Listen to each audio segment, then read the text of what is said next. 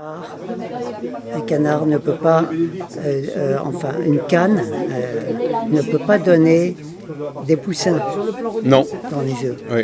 Donc on a une part de libre arbitre, mais on a une part de déterminisme. Ce que nous sécrétons naturellement, oui. Voilà.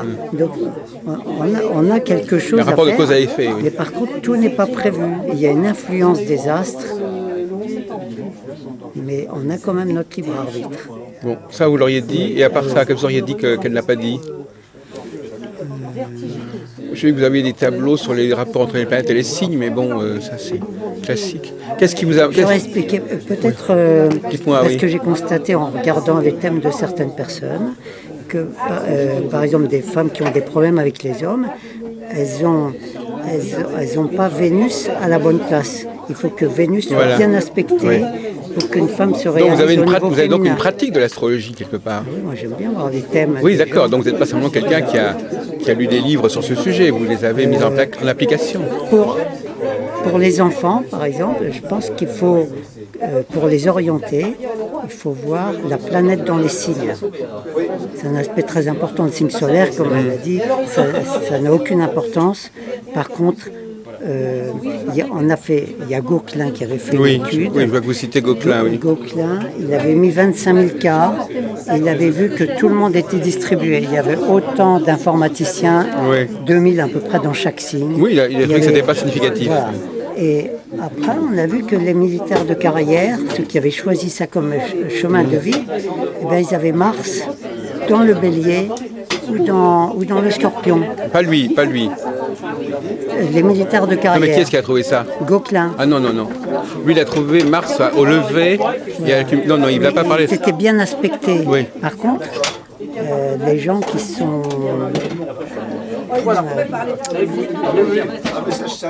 les gens qui sont dans les arts, les artistes, qui ont choisi d'être artistes, ils ont Vénus très bien aspectée, notamment en taureau ou en balance. Parce que c'est là où ils se sentent bien, où Vénus se sent bien. Les informaticiens, on retrouve très souvent les informaticiens qui ont Mercure. Bon, alors vous faites des en conférences. Gémeaux. Vous avez fait plusieurs conférences sur l'astrologie. Vous êtes monsieur Raphaël Dollon. Vous faites des conférences dans quel cadre? Ah non, je ne reste pas. Dans les petites salles sur Paris où il y a la voyance, Ah oui. après et Ah avant. oui, comme par exemple rue Jean-Jacques Rousseau. Jacques Rousseau, oui, Jean. Excusez-moi, vous dînez avec nous? Non, je ne peux pas rester. Non plus. Non plus. Vous avez tort. On nous la demande. Ah bon? On a tort? Je bois la tienne. On a tort je sais pas. Il y a des salles. Avant, j'allais souvent à la salle Améthyste. C'était où On ça? a fait une vingtaine de conférences que j'ai reproduites plusieurs C'est fois. où la rue Améthyste? Mais maintenant, C'était où? C'était quelle rue? C'était rue des Orteaux autrefois. D'accord. Vous faisiez des conférences vous-même sur ce sujet? Sur tous les sujets, Ouais. l'analyse transactionnelle, Ouais. l'apocalypse, l'interprétation de l'apocalypse, qui n'a rien à voir avec une apocalypse, mais qui est une révélation très intéressante, l'apocalypse. C'est dommage que personne, tout le monde pense que c'est compliqué, c'est très intéressant, l'apocalypse. Vous avez déjà donné des consultations avec des gens? Vous faites simplement vous faites des recherches plutôt, Ouais. des statistiques. Quand je suis à la retraite et puis quand je travaillais, je gagnais suffisamment bien ma vie. C'était un loisir pour moi d'étudier des thèmes ésotériques, Oui. notamment, et tout ce qui rapporte au mieux-être de l'individu. Le bonheur, par exemple. Mes dernières conférences, c'était sur le bonheur. Alors, quels sont les astrologues les plus marquants à votre avis du XXe siècle? Puisque vous avez quand même puisé dans des livres. Vous disiez vous-même que vous avez lu des livres. Vous vous souvenez Là, pas? À part Gauquelin, vous avez d'autres noms qui viennent Non, à... j'ai pas d'autres noms en tête. Bon, mais je vous remercie, monsieur. Donc vous êtes sur le Péreux, c'est ça? Sur le Péreux. Voilà. Bon, donc vous faites des conférences sur beaucoup de sujets, dont l'astrologie, dont l'alchimie aussi. La numérologie, le tarot. L'alchimie, le tarot, bien sûr. Le tarot, c'est un très bon support pour pouvoir orienter les gens C'est pas pour moi, c'est pas pour dire l'avenir, c'est pour donner des conseils. Et quand des gens me demandent de refaire un coupage, bah, quelquefois même en ayant mélangé le jeu, je retrouve les mêmes cartes. C'est curieux. Donc pour moi, c'est pas innocent. Et qu'est-ce que vous pensez de la voyance? La médiumnité, la voyance? Parce que justement, vous avez travaillé dans des milieux Un médium n'est jamais médium à 100% de son temps.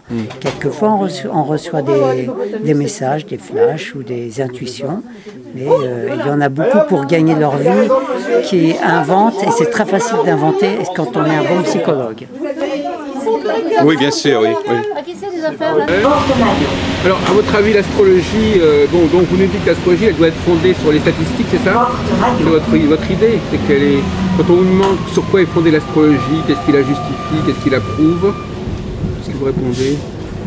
C'est une science qui a été démontrée par les statistiques. Oui, c'est votre position, oui.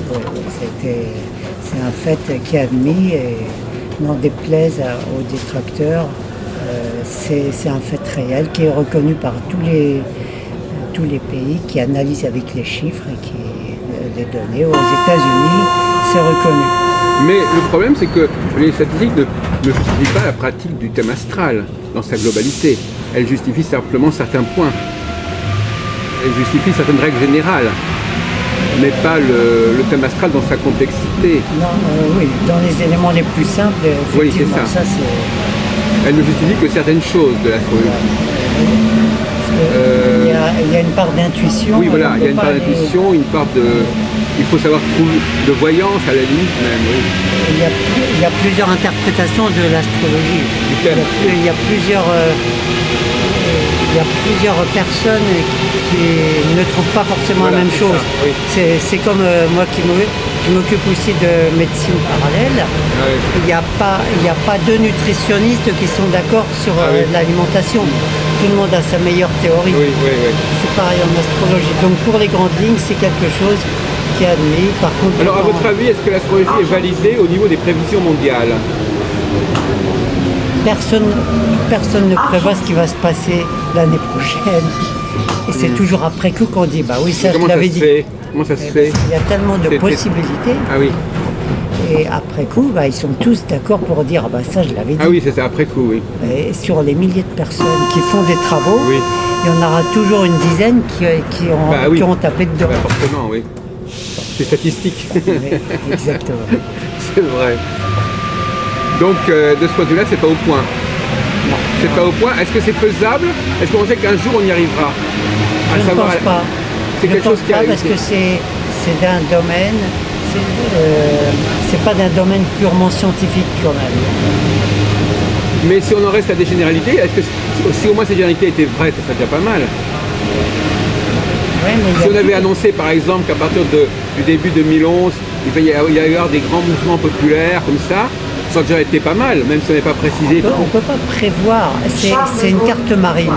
Une carte marine, ça dit qu'il va y avoir la tempête. Oui. Mais vous pouvez prendre votre bateau et ne pas sombrer, vous pouvez prendre votre bateau avec la même tempête et puis arriver à braver la mer. Oui. Donc ça ne dit pas si vous allez aller à bon port. Non. Ça vous dit simplement il y a de la tempête. Oui, mais la tempête, on peut quand même la constater statistiquement. Quelque part, elle aura eu lieu, la tempête. Même si elle n'a pas lieu à tel endroit, elle aura lieu quelque part. Les énergies, si vous voulez, c'est comme en Kabbale. En Kabbale, vous avez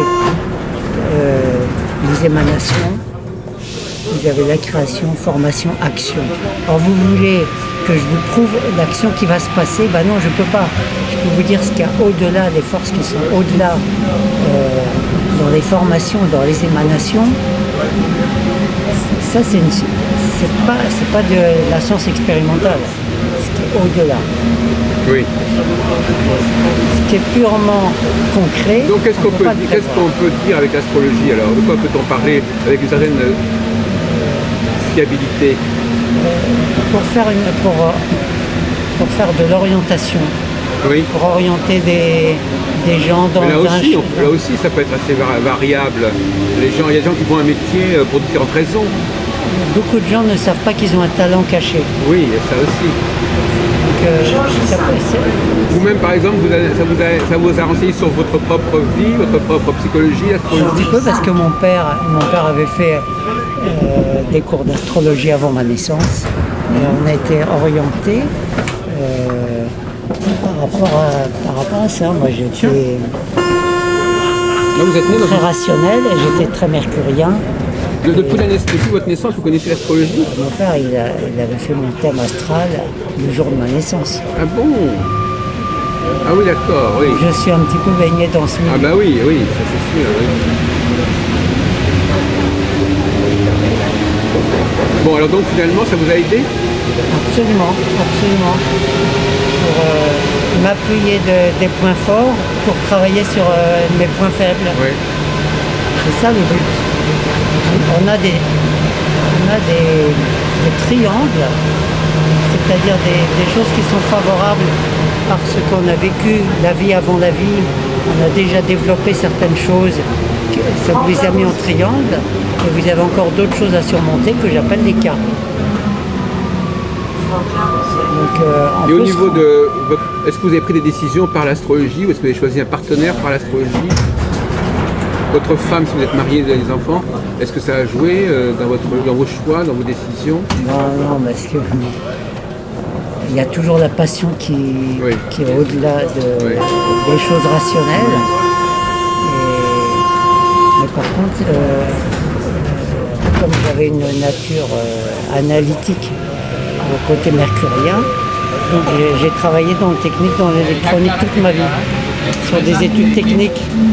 Oui. Ah oui, ça rationnel. se retrouve dans votre thème, ça.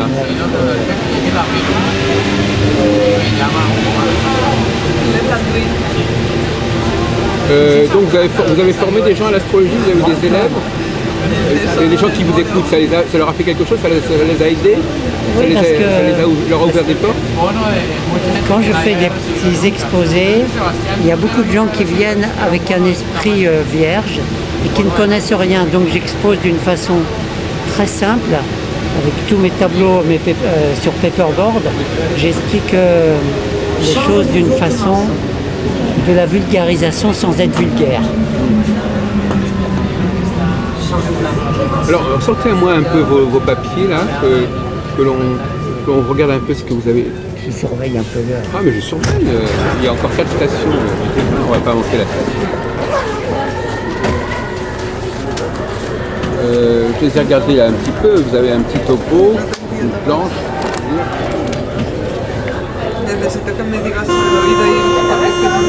Donc vous avez une espèce de substance, de présentation substantielle de l'astrologie que vous avez déjà présentée dans différents centres, dans des réunions diverses.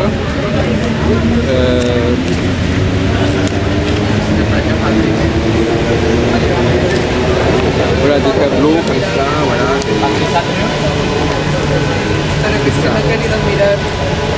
Et ça, vous les projetez, vous les mettez sur un...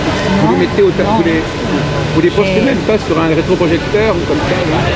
J'ai tous mes j'ai fait sur paperboard, sur des rouleaux de papier. Vous les recopiez ou ils sont déjà Ils sont déjà faits. Ah oui, c'est déjà fait. Oui. Mais ce serait mieux si vous les projetiez sur le mur. Parce qu'on ne les voit pas très bien de loin, les genres de documents. Évidemment. Alors donc, comment vous organisez votre exposé? Alors, quels sont les chapitres que vous développez? Comment vous présentez l'astrologie? J'ai une trame, je travaille Voilà, avec quelle est votre toujours avec trame? une Voilà, trame. montrez-nous dites-nous votre trame alors. Non, mais alors, allez-y, parce que... En gros, allez-y. Qu'est-ce que l'astrologie? L'argumentation. Y ahora con el vuelo que hemos tenido ¿En qué fecha, perdón? en agosto, pero La tradition, yo estoy le symbolisme, postulando para irme de nuestro departamento. la construction d'un thème, Yo ya en verano mis le problème du vacaciones déterminisme. Est-ce qu'on a notre libre arbitre ou est-ce que c'est une fatalité? Et la finalité, qui est de connaître ses limites, de comprendre mieux les autres, d'orienter les individus et de vivre nos différences en fraternité. en total 10 días, 2 fines de semana más los días que hayan venido. Oui. Feliz, o sea, yo Donc c'est un savoir qui s'est transmis au cours des siècles, c'est ça? L'astrologie, c'est une vieille tradition. C'est très ancien. Les Égyptiens, ils ont étudié aussi, mais eux, ils travaillaient avec 13 signes. Il y avait le serpentaire. Vous parlez de Ophiuchus dans votre texte, oui. Oui, ils travaillaient avec 13 signes. Pour nous, c'est pas tellement pratique parce qu'on aime beaucoup travailler avec le compas et la règle. Donc, c'est pas évident de faire une division en 13, mais les Égyptiens, ils avaient établi une autre base. Comment vous le savez? C'est à partir du zodiaque de Dendera? Comment vous savez ce qu'ont fait les Égyptiens? Parce que j'ai consulté les bibliothèques. Oui. Et les Mayas, vous accordez l'importance à ce qu'ont fait les Mayas en astrologie? J'ai pas étudié les Mayas. Vous avez rencontré des astrologues dans votre vie?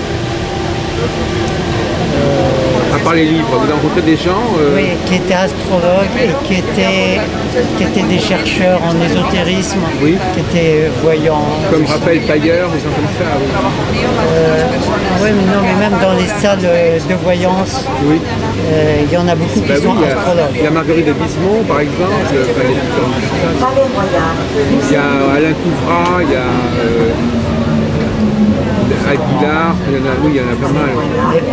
Moi, je suis. Cuando le ha preguntado le he hecho la pregunta a Julie, no ha contestado el día. Ha dicho, ese es el D'ailleurs, punto dans que mon viene. thème, El punto que viene Oui. marqué.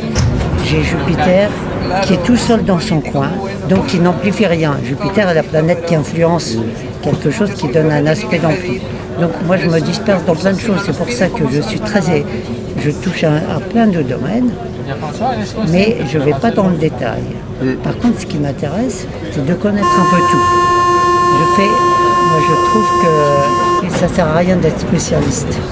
Moi, j'aimais bien à l'école Montaigne, qui disait mieux vaut une tête bien faite que bien pleine. Ouais. Ça ne sert à rien d'avoir l'éducation comme on fait du bachotage. C'est l'éducation pentagorielique de Rabelais. Et pour obtenir la substance scientifique morale, ça ne sert à rien parce qu'après on oublie tout. Moi je préfère avoir des idées bien construites et Montaigne pour moi c'était mon maître. Oui, d'accord, oui.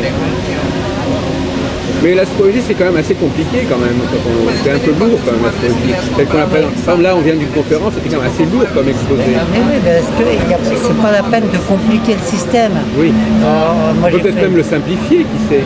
J'ai fait des études naturopathie et je redonne les études que j'ai fait en 4 ans, je les redonne en 2 heures. Bah, bien sûr. Parce que je ne vais pas vous mettre des mots latins, Oui. Pues mira, je ne vais pas faire du remplissage. La technique du remplissage, c'est y pas ha mon habido truc. dos que me han dicho, bueno, uno que Vous avez une méthode particulière de présentation des choses. C'est que il faut l'aborder pas de la façon ordinaire que la plupart des tarologues font en partant du 1 pour aller jusqu'au 22, mais vous partez du 22 pour aller au 1. D'accord. Et là, vous allez trouver toute la logique qui va vous aider au symbolisme pour pouvoir rentrer dans avoir des intuitions. Parce que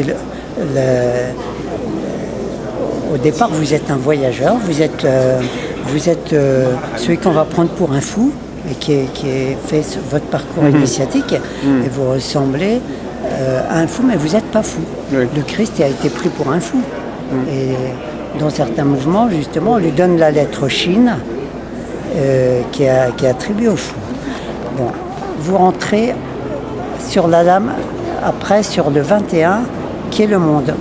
Vous avez le monde qui vous est présenté avec les 4 éléments dans lesquels vous allez vous incarner. C'est le feu, la terre, l'air et l'eau, Ouais. qui sont représentés par les 4 animaux de C'est ça, l'Apocalypse. Le personnage qui est au milieu est nu, parce Oui. qu'elle n'est pas encore incarnée, donc elle n'a Ouais, pas mis ses vêtements corporels. Après, vous avez la lame 20. Entre deux vies, vous êtes jugé, vous avez une ressemblance avec l'image de l'Apocalypse, avec les trompettes, les anges qui sonnent des trompettes. C'est assez curieux. Après, vous avez, après le jugement de Dieu, c'est pas le jugement des hommes, c'est le jugement de Dieu. Vous avez, dans l'ordre dans lequel ils ont leur influence, vous avez le soleil, l'âme 19. La lune, l'âme 18. Et les étoiles, l'âme 17. La plupart des gens, ils pensent aux influences des étoiles, alors que c'est minime par rapport au soleil. Toute notre vie est réglée d'une façon journalière par le soleil. Donc vous voyez que là, il y a une logique quand on parle du 19, 18, 17. D'accord. Le 17 étant l'étoile qui guide, on la voit au niveau symbolique, qu'il y a des conseils qui vont être donnés, qu'il faut écouter les guides, il ne faut pas en faire qu'à sa tête, c'est le guide qui peut être quelqu'un dans notre entourage qui sert de guide. Hein. Ce n'est pas forcément une étoile. Hein. Après, vous avez le 16, c'est la maison de Dieu, et le personnage, il chute. Il chute. Oui. Et quand il chute, il va s'habiller, parce qu'il tombe, il est projeté dans le monde de la matière. Donc, à ce moment-là, comme il rentre dans des corps de plus en plus denses, eh bien, il est habillé. Et vous rentrez dans le monde, non plus qui est géré par Dieu, mais qui est géré aussi par les forces du mal, parce que il y a la divinité, mais il y a aussi Lucifer ou le diable qui gère